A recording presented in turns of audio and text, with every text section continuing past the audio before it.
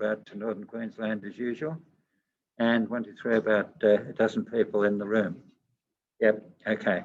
I'll have to use the microphone to talk into the hall, but I'll simply go straight into the presentation. It's a fairly basic presentation that is just a consciousness raising thing for everybody, including the lay people, but let me know what you think. So, here we are. And I share it. And play the slideshow from the beginning. Now, look, Peter, can I unmute you?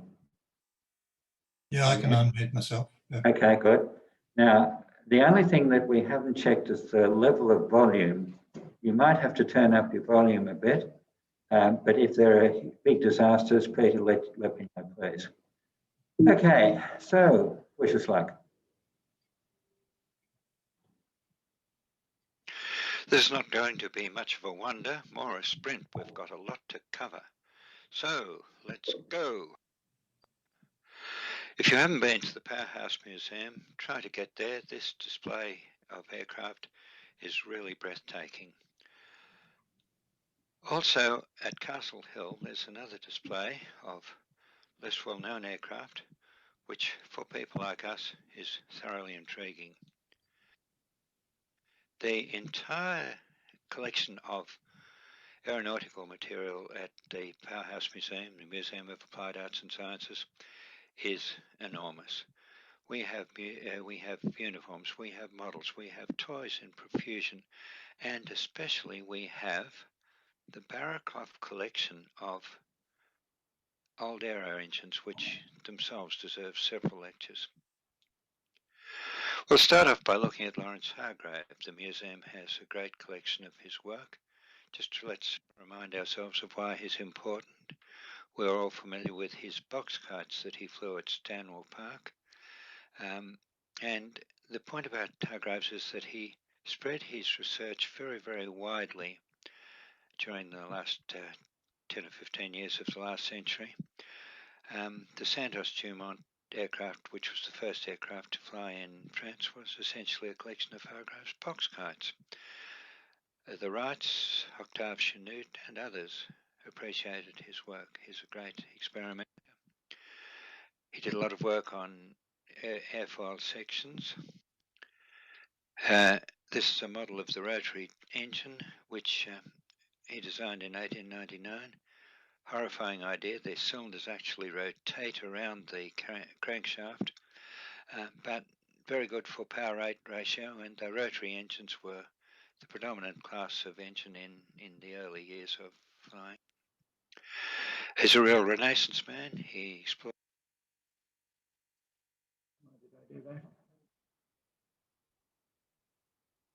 New Guinea, and he invented lots of interesting gadgets, but we haven't got time to talk too much about him. So let's move on to the site at which he flew at Stanwell Park. It's famous for its hang gliding activities. Australia was a leader in hang gliding after World War II. It's a great sport, but the problem is you have to start off at a high area and you land at a low area, and you then have to carry your hang glider back up. Well, Australians don't like doing things, so Ron Wheeler got the idea of putting an engine in his hang glider, and in 1976 the Wheeler Scout appeared.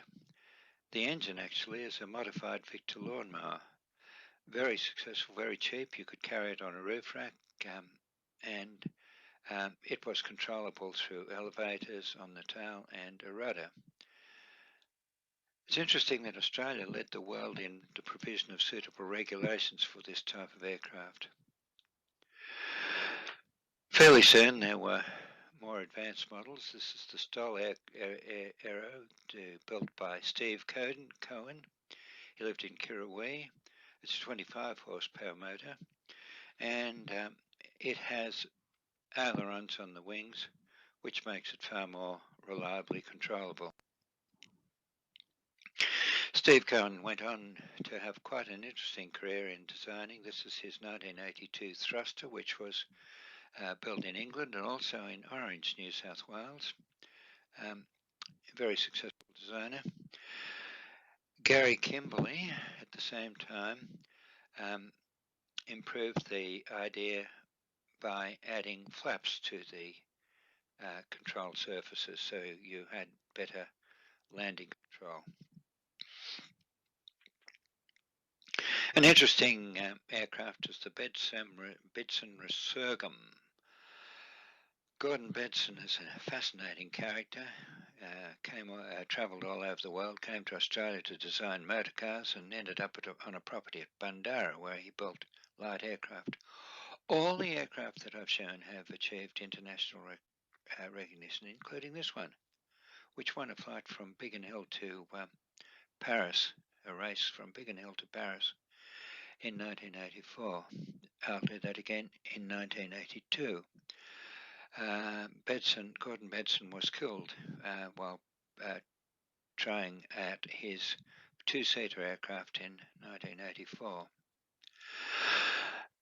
This is a very advanced ultralight. It's an English aircraft, and it gets its place in the museum by flying from England to Australia at the time of the bicentenary.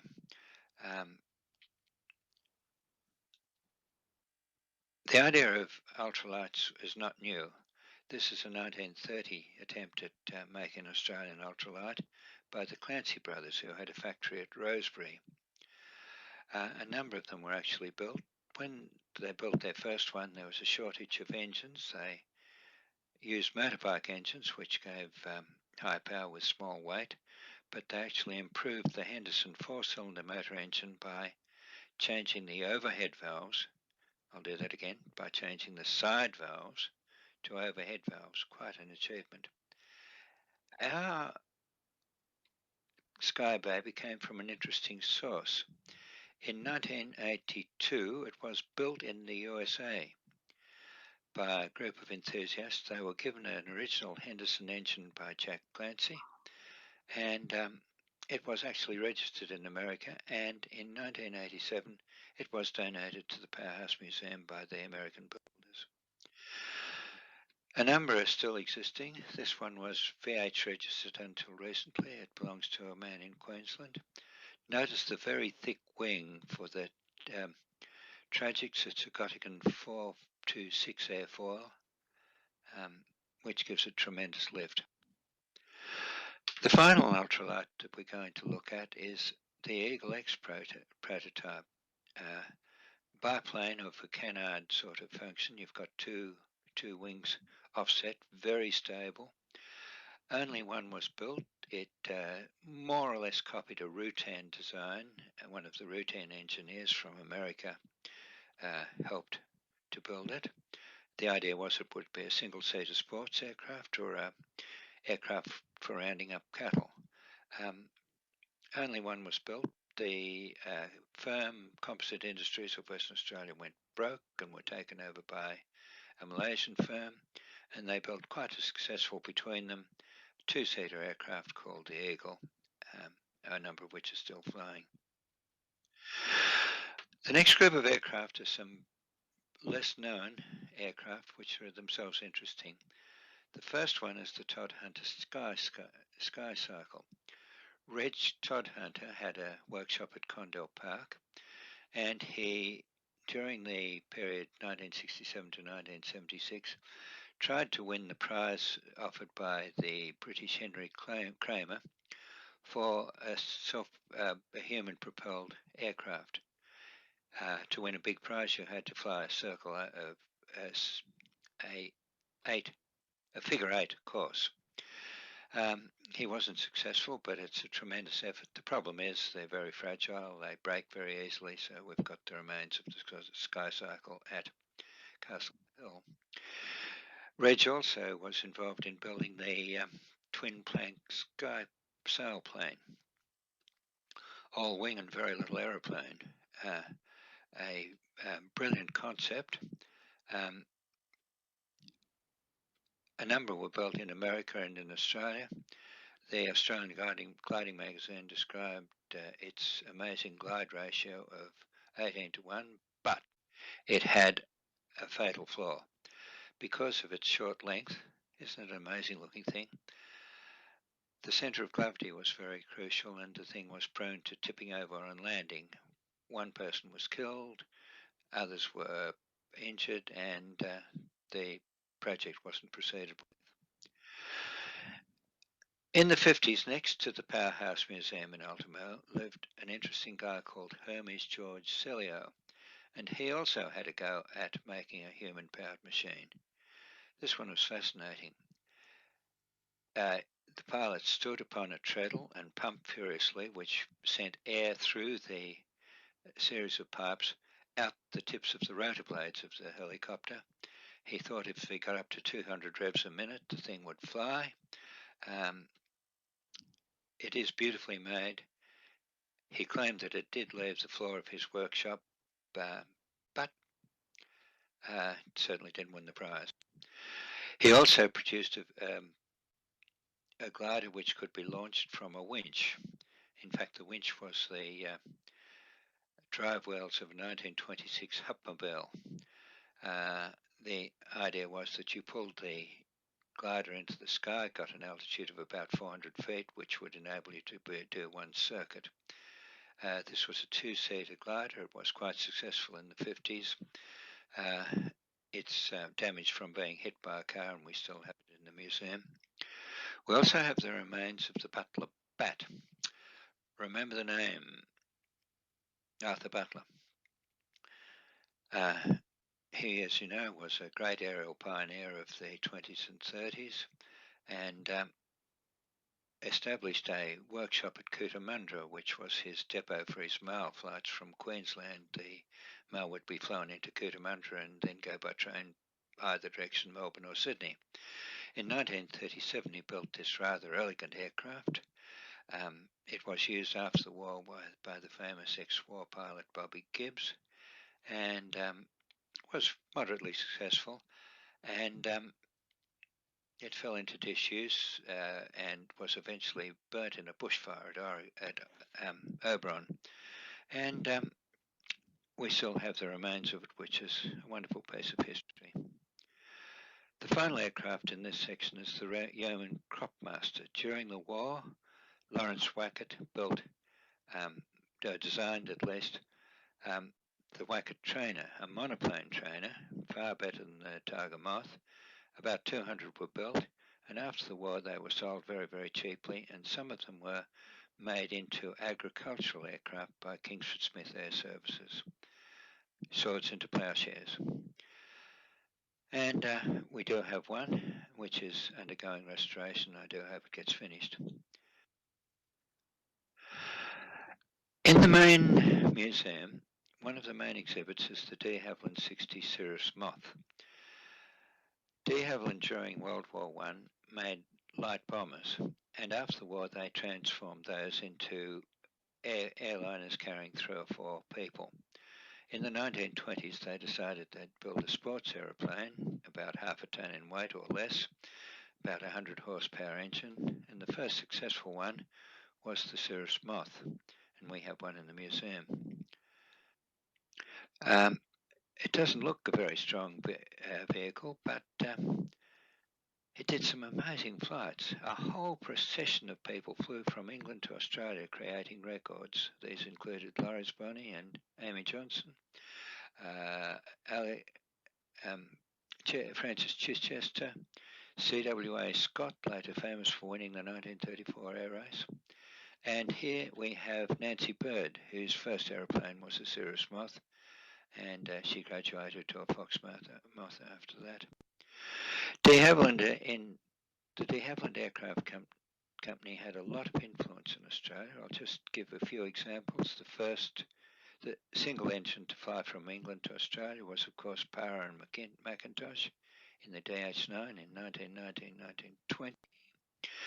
The first flying doctor was a de Havilland aircraft actually built in Longreach, and that was only 1929, 8 years after the first aeroplanes had appeared in Queensland. Australia sent 3 DH-94 aerial ambulances to Africa for the beginning of at the beginning of hostilities in World War II, and they performed yeoman service for almost a year. Getting there itself was a wonderful achievement. During the war, one of our main contributions was training pilots, particularly for the European War, and we actually made over 1,000 Tiger MAAS, engines made by General Motors, aircraft made at Mascot, and many of them are still flying. Towards the end of the war, de Havilland at Bankstown produced the beautiful Mosquito aircraft, fast and powerful, a lovely aeroplane. It's a pity that none left, but wooden, so they tended to deteriorate, which is a great pity. Finally, after the war, in this little sampling of DH aircraft, I mentioned the 115 Vampire fighters of different types that were built at Bankstown for the Air Force after the war. The Vampire and the Meteor were the backbone of the RAF's fighter strength for the first 10 or 15 years after the war. So, de Havilland had a lot of effect in Australia, but let's not overlook the work done by the locals. I've got 2 aircraft to look at. The first one's one of my great favourites. The Australians adopted the Moth with enthusiasm, but there's a real need for a 3-seater Moth. If you carried 2 passengers, you'd get twice the fare. Handy for joyrides, handy for charter work. Also, the Moths didn't have much luggage space, so there's a special enclosure for cargo in the Geneco, which was built by Albert Royal, Jerry Pentland, George Boehm at Mascot. Beginning in the early 1930s, they started up a repair shop. They assembled some Moths, and within 10 months they produced the Geneco. 9 were built. I'm interested in the 6th one, which started life as a test bed for the Harkness Hornet aero engine, which was made in Australia by the same people who made the Harkness and Hillier Australian 6 motor car. A wonderful attempt to make a successful industrial process, but the volume of sales wasn't there for cars, and the engine was a bit heavy. So in the end, it was the engine was not proceeded with, and a de Havilland engine was fitted to the Geneco. In 1935, it came into the hands of this dashing-looking guy, Goya Henry. He was already known as a larrikin pilot. He'd crashed a Junkers aircraft in terrible weather and lost half a leg. He was always in the newspaper for different things, and this continued, particularly when he bought the Geneco. He painted it red, put skull and crossbones on the back of it, and did air shows and air races and charter flights, and originated the idea of the Shark Patrol and meteorological flights. One of these incredible characters, always in the news for something, not always praiseworthy. He is in huge trouble for breaking aeronautical regulations. He always got out of trouble because his brother Alfred was a brilliant lawyer, and they came from a legal family. But Alfred came up with the defence that the Commonwealth government did not have the right to make rules about aircraft. And it went all the way to High Court, and they found that that was right. So they had to have a referendum to change the constitution to enable the Commonwealth government to control aircraft. And in the end, Goya had to pay his fines. He's in trouble from colliding with another aircraft, and was broke at the time in 1939. And when war came, he tried to join the RAF, but they wouldn't have him because of various reasons. But not even the President of Douglas Bader would let him in. During the war, he worked for the Americans sailing small ships around New Guinea. After the war, he tried to re-enter the air industry, but didn't, and died more or less in obscurity, but a fascinating character who flew a generic. Another far more successful aircraft is the Transavia air truck. This agricultural aircraft is seen hanging in the turbine hall of the Powerhouse Museum before it was removed in 2018.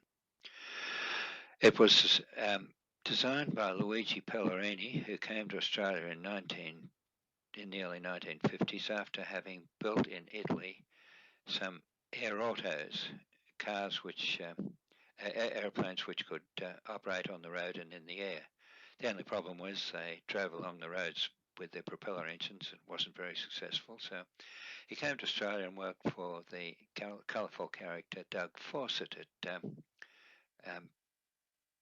Bankstown, and had this wonderful idea for an agricultural aircraft. And this is the PL7, the first of the agricultural aircraft that he built. They were very quick to load, funny looking shape, but by all accounts it flew well.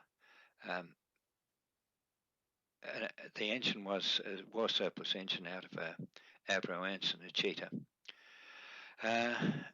That attracted the attention of a New Zealand guy, another interesting character called Snow Bennett, and he brought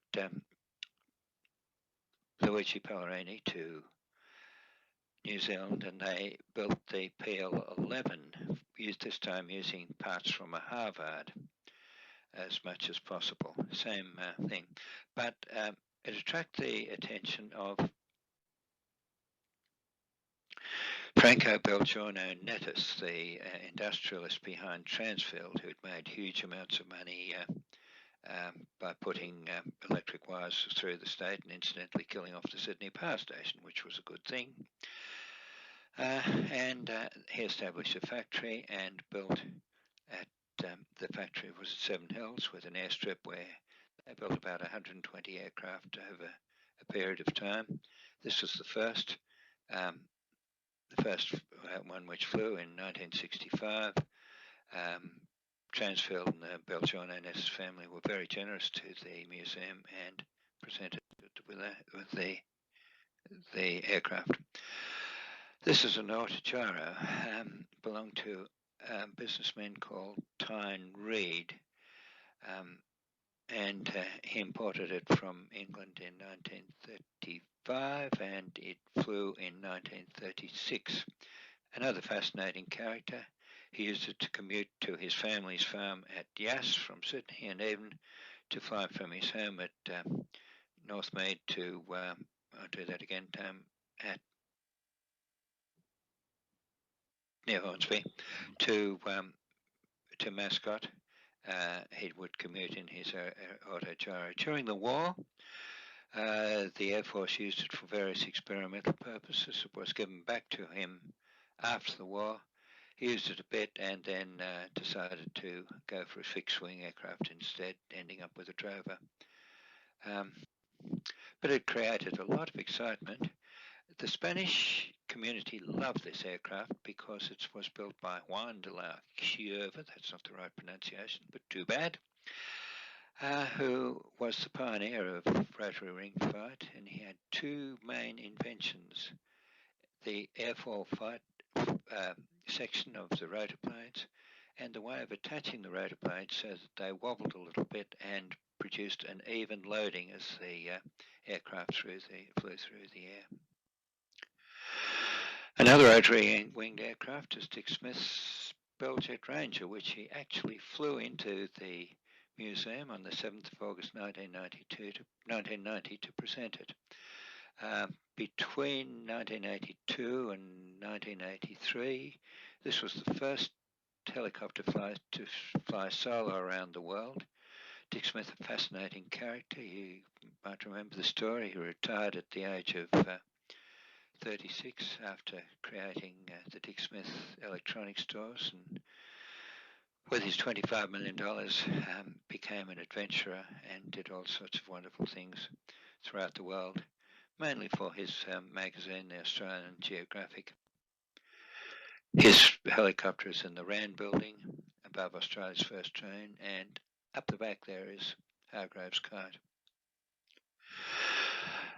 Australia was a leader in using aeroplanes for health purposes. The Flying Doctor, as I've already mentioned, began 8 years after the first aircraft reached Queensland. A problem is communications. If you need the doctor, how do you get in touch with him? And the brilliant engineer Alfred Traeger first of all invented the pedal radio. That's the generator for the pedal radio. And after the war, they had standard transceivers. This is a 1950 model. And this was world-breaking stuff to have an aircraft which flew around isolated areas, delivering medical services to the people. After the war, the de Havilland aircraft, which had been used for the Flying Doctor, were getting obsolete. So it was decided to build a small feeder airliner which could be used by the Flying Doctor. And here we see the prototype Drover flying over the de Havilland factory at Bankstown in January 1948. They had plenty of 145 horsepower de Havilland engines left over from the war, so they used 3 of those in the Drover, and the Drover is more or less modified on a modified form of the British de Havilland Dove, but to save weight and to save maintenance, they fixed the undercarriage, and it was pretty successful. They had problems with the propeller in the beginning, and but it was really underpowered. And this shows FDS with its original engines, and later with its Lycoming engines with constant speed propellers, and that made a very successful aircraft. Some publicity photographs of the Flying Doctor Drovers, and you can see that. Not exactly a high-tech way of carrying passengers. The VHFBC, the Powerhouse Museum's Drover, is now on permanent loan at the Royal Flying Doctor Service Museum at Broken Hill, much to the delight of this lovely lady who looks after the museum. The third last aircraft I'm going to talk about is the Beechcraft Queen Air ambulance. Now, the Flying Doctor actually takes the medical services, generally speaking, to the isolated people. It does do ambulance work, but its main function is what I've just said. The New South Wales need was a bit different. You needed to be able to get people from isolated areas in New South Wales to the big hospitals in Sydney, Newcastle, Wollongong, even Dubbo,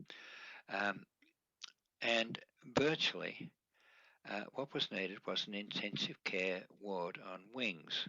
Travelling by car was slow and bumpy, aircraft a lot faster, and even though the early aircraft were unpressurised, it was a lot smoother. Now this is a Beechcraft Queen Air.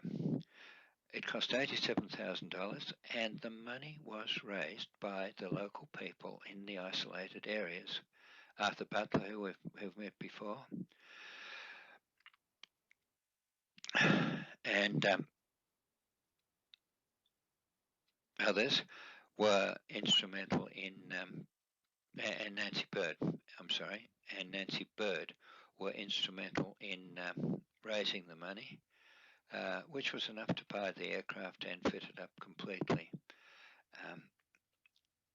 It worked wonderfully. It in the next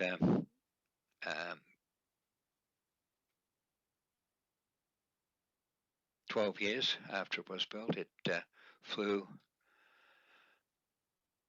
for 2,500 hours, 7 million kilometers, and the airframe was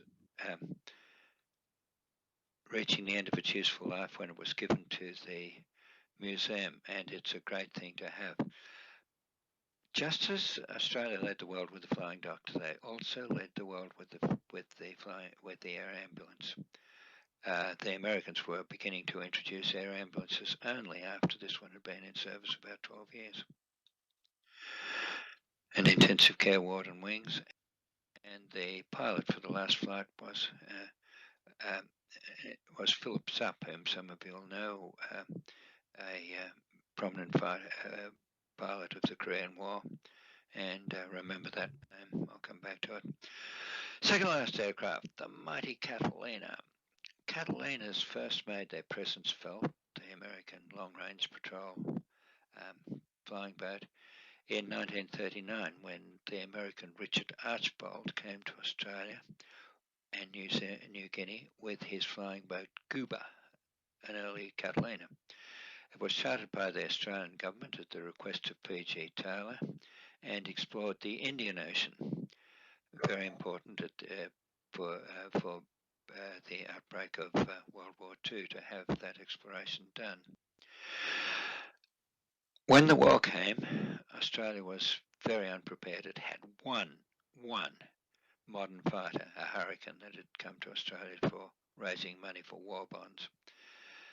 Just about everything else couldn't stay in the sky with the Japanese, but the long-range Catalina could fly at night and actually took the war to the Japanese, beginning by bombing Rabaul with incendiary bombs which they threw out the hatch. The main striking flight of the Catalina was from Perth to modern Sri Lanka, a flight taking 27 to 33 hours and made necessary when the Japanese had seized all the country between Australia and Sri Lanka. An incredible achievement by Qantas crews using Lend-Lease Catalinas. Also, the Catalinas were famous for taking the war to the Japanese by mining the ports in Japanese-held territory. But our Catalina was the first aircraft to fly to South America, again at the request of P.G. Taylor, who is a fascinating character.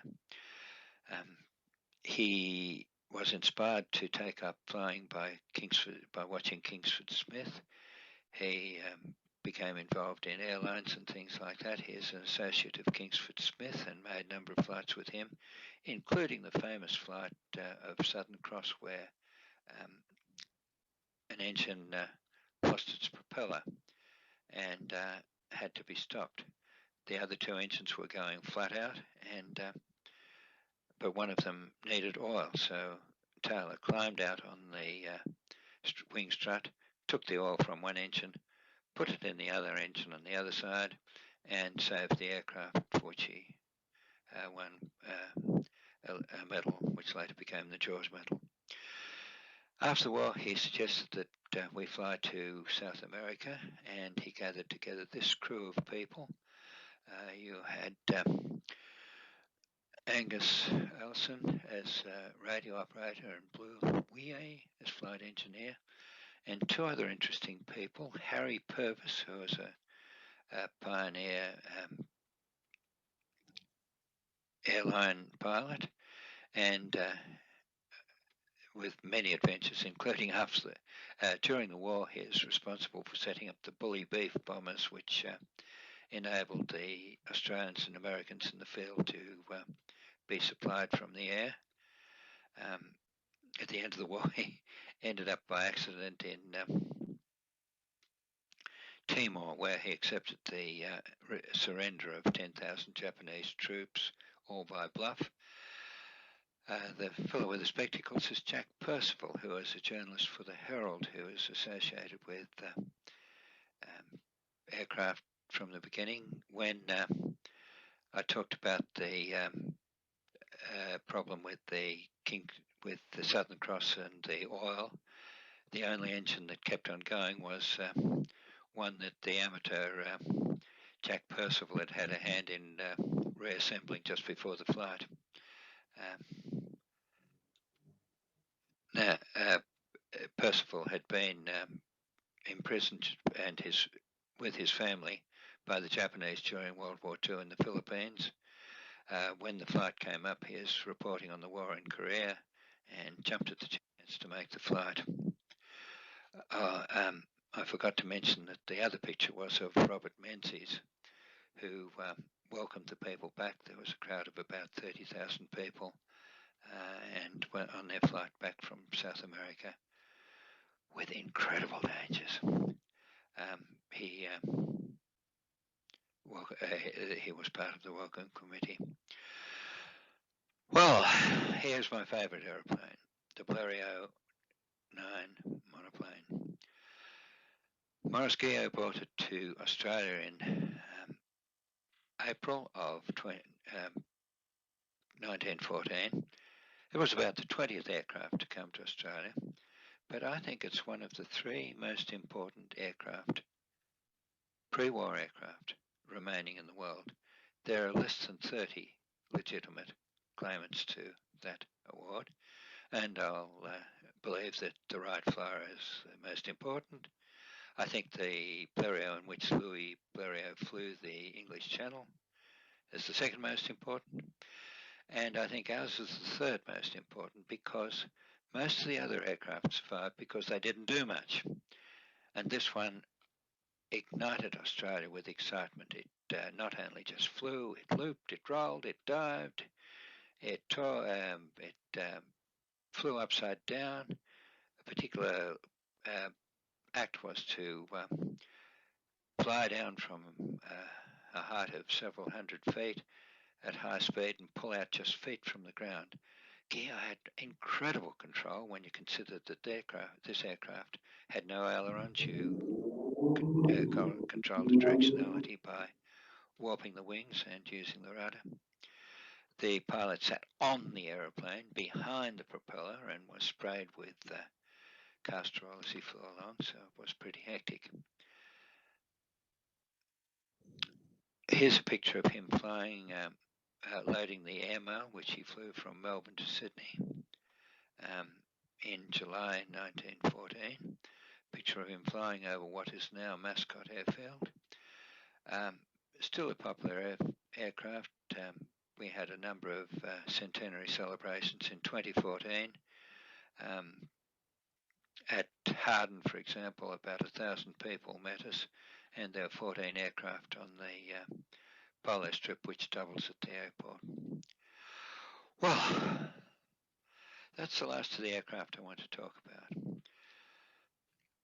Just a few words about the collection itself. It really is a remarkable collection. It's not complete. You know, we could do with a Jabiru, we could do with a Victor, we could do with a Nomad or a Nomad Mahindra. But it's representative. It arouses people's interest. And in conjunction with all the other aeronautical items in the museum collection, it provides a wonderful resource for wonderful displays. Please try and visit the Powerhouse Museum in MDC. And thank you very much for listening to me.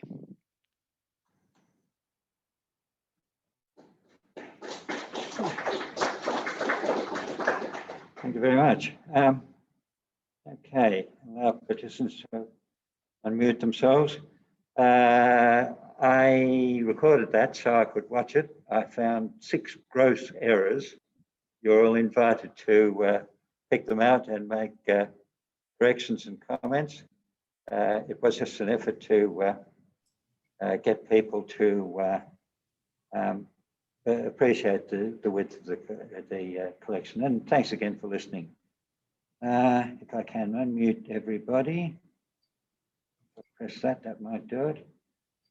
What I'll do is allow participants to unmute themselves. So it's all yours. And let's see how a combined live and Zoom discussion goes. Would anyone like to kick off by picking 5 or 6 errors that I made? Don't all speak at once. Yeah, go for it, Graham. Blériot Blériot. I think you had the Blériot 11 instead of a 9, Tom. Yeah, I did too. And also, I tried to correct the prototype about 3 times. I had a typo in that. It's 2 errors. Very good. Okay. There's a spelling mistake somewhere, but I've forgotten what it was. So I was a bit embarrassed about it. I'll let you into a secret. We had a lot of trouble with the technology, and it seems to be working pretty well. Well, it was great. And I think we can even have people from the hall talking on the microphone here. So if you've got a question or a comment, wave and I'll give you a microphone. But I do hope that we can do a lot more of this as time goes on, because there's a wealth of knowledge, and it's good to have people from all over the country. Yes, go for it, Lloyd. I think the Americans called the food bombers in New Guinea bully beef bombers, but I thought we called them biscuit bombers. Yes, we did too. That's an error. Well done. Not an error. Yeah, well, that still would have been better the other way. Any other comments? It's Eric Allen. I just think the engine in that Pellerini's tanker, you said came from an Anson. Rumour had it at Bankstown at the time. It came from an airspeed, Oxford. I did. Whether that's true or not, I don't. There were a lot of Oxfords lying around at Bankstown at the time. Yeah. So that's plausible. Well, right. What do you think, Ron? Don't know. Okay, we've got the absolute expert of Bankstown Airfield at that time in the audience, and he doesn't know, but interesting. Any more comments? And by the way, Ian Debenham, are you still here, or have you gone off to join the Roman Navy? No, I'm still here, Tom. Okay, I do want to publicly thank Bob Livingston and Ian Debenham for helping with the work. I've made one of my little books, which will shortly be available for you to print from the website. And they've been very long-suffering and very helpful. Tom, can I just say something that might embarrass you for the right reason? I just like to say that you can be allowed any number of minor errors, even big errors, in proportion to the enormous amount of promotion and work and research that you've done to promote the Powerhouse collection, and particularly the transport collection. For those who don't know, and seeing as Tom won't blow his own trumpet too much, Tom's a very long-term volunteer at the Powerhouse, and he's done some wonderful stuff and put it into print and been very generous in sharing it. So thank you, Tom, for all of that. Yeah. Yeah, I'll second that. Yes. I have a suggestion. In my business, this is what I use instead of the cloth mask. This one is mist-free, so you don't get it fogging up, and it covers from here down to here, and you can see the mouth and everything. So it's so much more comfortable than that one. I just got in yesterday this one, which I adore because I wear glasses when I work, and it goes over and under the eyes and around, and you, as I said, you can see my mouth, and I can breathe really easily. I use it when I go to the shops as well, even whether COVID or not. I don't trust people out there, and it just keeps you safer, and it's very good for visually not having the mask on. Yes. Where did you get it from? I got them online. Now, this one in particular was selling, I think it's boutique. I can send it off. And it was like $14, but then you pay $29 postage or whatever. I got 5 of them. And so then I sell them for $25 because that puts another $5 on each one of them. So I got this one to see how good they were, because this one doesn't have a missing, but it doesn't fog up your glasses or anything, so you don't need to. There was one with the demister on it, and it was $24.95. and then postage on top of that. So I think this is a really good deal. So that's what I suggest. And I can maybe even just quickly look what the name of it is, and I'll type it in the chat section. For this one, I think. What do you think? This one or the one that covers your whole face? I think this one's far better. It hangs at a better place and it goes underneath your eyes. So if you wear sunglasses or whatever, because with the other one, you can see out of it, but not as clearly as with your glasses. Right. I think that's right. Just the science of Zoom. I found it very difficult in the past giving Zoom talks when I can't see the reaction of the audience. And this is good. I can watch people going to sleep while, but the hybrid sort of thing. Good day. Hold on a second, people.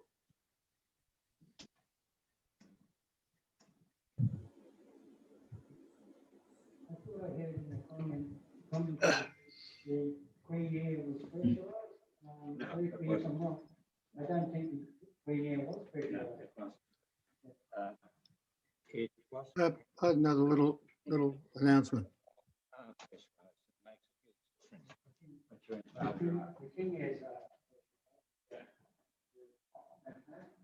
Any more comments? Yeah, Thanks, Bill. Thanks. Lloyd wants to say something. Go for it, Lloyd. yeah. I'm not selling this, but you might be interested. It's available on Amazon, but if anybody likes to, where do I get rid of that background? If anybody likes to email me, I can't find it. Lloyd, describe it again, please. I'm just trying to get rid of that background because it covers up the picture. Hold it in front of your face. Aha, you've got rid of it. No, I did that, but the background affected it. I can't get rid of that. Here we go. Yeah, hold it up, Your Lloyd. background's gone. This is my latest book called Diary of a Pilot. It's short stories of some of my 52 years as an aviator. And like I said, it's available on Amazon, but it's not selling, so I just give them away. I've got a few hundred copies. So if anybody would like to email me at that address, I'll send them a copy. Good on you, Lloyd. Terrific. Tom, Graham. just a further comment about the Powerhouse Museum.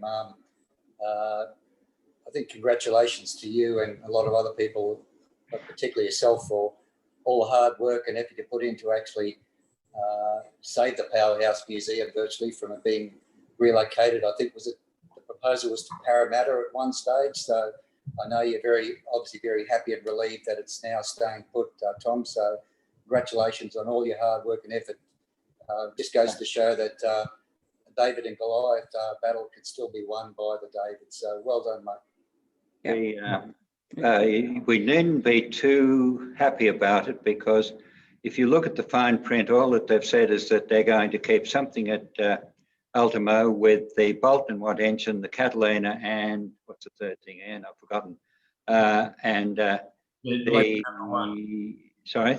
Loco number one. Loco number one. And what about the Bolt and Paul? Is that? Yeah, the Bolt and Watt engine. There was a quick change of mind in July the 4th, and the battle is still very much on to try and get the outcome that we want, which is basically the Ultimo Museum to be preserved without any degradation. Parramatta needs its own museum, not something that's been looted from elsewhere and plonked on it. There's a huge enthusiasm for all sorts of things in Parramatta. It's worthwhile going out and having a look at some of the museums like the Margaret Whitlam collection and the Fairmail Factory and so on. And Parramatta deserves its own museum, and the world-class Powerhouse Museum should not be degraded. There's no argument about it. the battle is not over. I was talking with the CEO of the museum, Lisa Havlar, today, and put up the case for bringing back the Transavia air truck and the Portagiaro, among other things. Watch this space. We need to get the government to be absolutely honest in what they're going to do, and unless it's a lot more sensible than what they've proposed, we still need to be in front of the bulldozers if necessary. Here endeth the lesson. That's a real worry. I thought the battle had virtually been won, Tom. So it's a worry that's ongoing, and it's. I do feel for you. You're dealing with politicians here, and I don't think anyone can get a straight answer from a politician ever. So it's a real worry, Tom. A real worry. Ian and Andrew are fighting furiously to preserve the Harwood building, which is the workshop for the museum, so that we can run proper exhibitions. The Parramatta place is more or less an entertainment centre with not much museum in it. But the battle continues, and I think we're going to win because we've got right on our side and a lot of good friends. But thanks for the support. Well, ladies and gentlemen, it's been a wonderful evening. If there are no more comments, I'll end the meeting, and we'll have some of Christine Ewell's biscuits and a cup of tea while you can go and enjoy your own red wine. So thanks very much. I think this meeting has been very successful. I was very worried about the technology. The technology is fine, and we'll be able to do this more often. Our next meeting will not be a Zoom meeting. Possibly the April one will be, and watch this space. And look, thanks to the Victorians and the Queensland people for some wonderful things that we're seeing over the last year. So thanks very much, people. I'll end the meeting now.